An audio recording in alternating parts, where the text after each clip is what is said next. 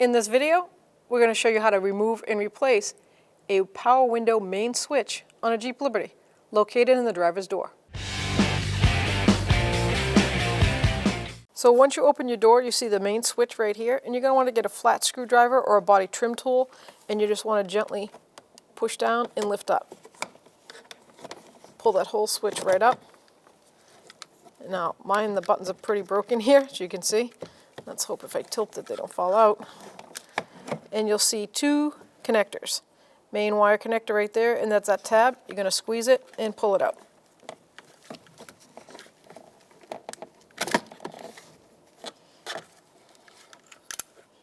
There's one switch. Now the tab on that front connector is facing inward. A little difficult. Same thing, pushing on that tab and pull that out. Basically, to reinstall, we're going to just reverse that procedure. We're going to line that up till it clicks, push it in. Same with the main wiring, till it clicks. Now these tabs right here should be pre-sprung. That's exactly where you want them. Line them up and you'll feel it pop right into place. When only the best will do, demand TRQ. The only company that lets you view before you do. TRQ is committed to offering the highest quality aftermarket auto parts that are engineered for peace of mind.